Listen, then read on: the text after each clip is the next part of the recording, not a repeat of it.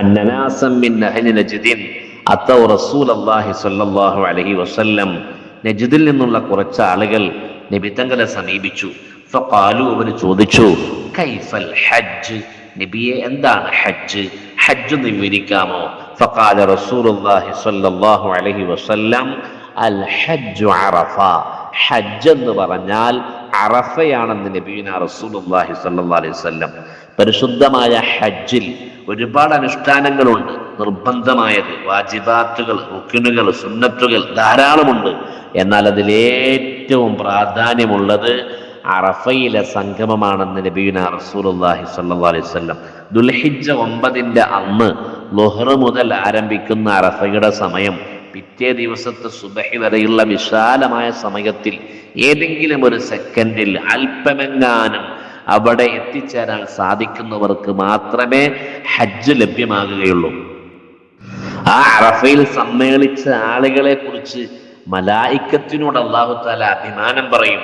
ഇന്നല്ലാഹ തആല യുബാഹി B Ahli അറഫാത്തിൻ അൽ മലായിക, മലക്കുകളോട് അല്ലാഹു തആല അഭിമാനത്തോടുകൂടെ പറയും, ഉൻദുറു യാ മലായികതി ഉൻദുറു ഇലാ ഇബാദി, കണ്ടില്ലേ എന്റെ അടിമകൾ ഞാൻ വിളിച്ചപ്പോൾ വന്നത് കണ്ടില്ലേ?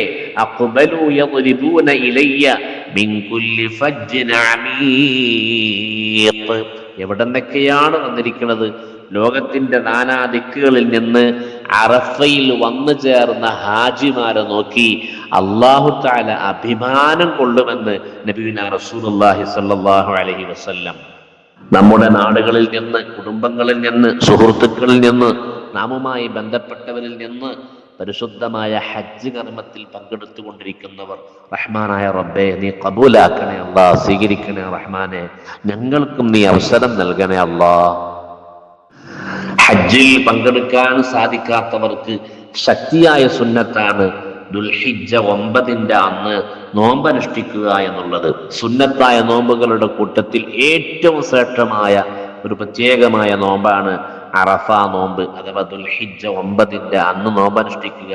യുകഫിറു സനത്തൽ മാദിയത വൽ ബാഖിയ, നബി സല്ലല്ലാഹു അലൈഹി വസല്ലമ തങ്ങൾ അറഫ നോമ്പിന്റെ മഹത്വത്തെ സംബന്ധിച്ച് പറഞ്ഞത്, കഴിഞ്ഞ വർഷത്തെ പാപത്തെയും വരാൻ പോകുന്ന വർഷത്തെ പാപത്തെയും പൊറുപ്പിക്കാൻ സാധിക്കുന്ന അത്രമാത്രം വലിയ ശ്രേഷ്ഠതയുള്ള നോമ്പാണ് ദുൽഹിജ്ജ 9 അറഫ നോമ്പെന്ന് നബിയുനാ റസൂലുള്ളാഹി സ്വല്ലല്ലാഹു അലൈഹി വസല്ലം.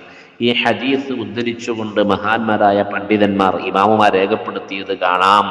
വരും കാലത്തെ ദോഷം അല്ലാഹു തആല പൊറുക്കുമെന്ന് പറഞ്ഞാൽ അല്ലാഹു തആല അവനെ തെറ്റുകളിൽ നിന്ന് മാറ്റി നിർത്തും. അവസരങ്ങൾ ഉണ്ടാകുമ്പോൾ, അനുകൂലമായ സാഹചര്യം ഉണ്ടാകുമ്പോൾ ഹറാമിൽ നിന്ന് അല്ലാഹു തആല അവനെ രക്ഷപ്പെടുത്തും ഈ നോമ്പ് കൊണ്ട്. അതോടുകൂടെ തന്നെ അടുത്തൊരു വർഷത്തെ ആയുസ് നീട്ടിക്കിട്ടാൻ ഈ നോമ്പ് കാരണമാകും. ഇതൊക്കെ ഈ ഹദീസ് ഉദ്ധരിച്ചുകൊണ്ട് മഹാന്മാരായ ഇമാമുമാർ വിശദീകരിച്ചത് കാണാം. റഹ്മാനായ റബ്ബ് സുബ്ഹാനഹു വ തആല സാധുക്കളായ നമ്മെ, നമ്മുടെ കുടുംബത്തെയും അവൻ ഇഷ്ടപ്പെടുന്ന, പൊരുത്തപ്പെടുന്ന അടിമകളുടെ കൂട്ടത്തിൽ ഉൾപ്പെടുത്തട്ടെ. അവൻ ബഹുമാനിച്ച, ആദരിച്ച ശിആറുകൾ, ദിവസങ്ങൾ, മാസങ്ങൾ, സമയങ്ങൾ അതിനാദരിക്കാനും ബഹുമാനിക്കാനും അതുകൊണ്ട് ദുനിയാവും ആഖിറവും രക്ഷപ്പെടാനും അല്ലാഹു നമുക്ക് തൗഫീഖ് നൽകട്ടെ. വസല്ലല്ലാഹു തആല വസല്ലമ അലാ ഖൈരി ഖൽഖി സയ്യിദിനാ മുഹമ്മദിൻ വആലിഹി വസഹ്ബിഹി അജ്മഈൻ വൽഹംദുലില്ലാഹി റബ്ബിൽ ആലമീൻ.